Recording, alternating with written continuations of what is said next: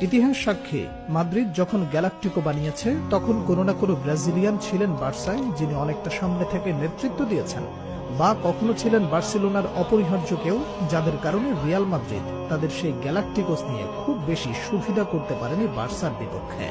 আমরা যদি রিয়াল মাদ্রিদের প্রথম গ্যালাকটিকোসের কথা বলি, তাহলে সেখানে আমরা দেখতে পাই David Beckham, Figo, Ronaldo Nazario, Zidane, Roberto Carlos, Raul গুনজালেজের মতো খেলোয়াড়দের, যারা সেই সময় বিশ্বের সেরা খেলোয়াড় ছিলেন। রিয়াল মাদ্রিদের সেই প্রথম গ্যালাকটিকোর বিপক্ষে বার্সার হয়েছিলেন একজন ব্রাজিলিয়ান ম্যাজিশিয়ান, যিনি একদমই সামনে থেকে নেতৃত্ব দিয়েছিলেন বার্সেলোনাকে।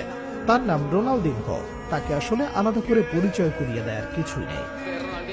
রোনালদো এমন একজন খেলোয়াড় ছিলেন যার পায়ের জাদুতে মুগ্ধ হয়েছিল ব্রাজিল, আর্জেন্টিনা উভয় দলের খেলোয়াড়। এমনকি খোদ মেসিও এটা স্বীকার করেন যে রোনালদিনহো তাকে বিশ্বসেরা হওয়ার পথে অনেকটা সাহায্য করেছেন।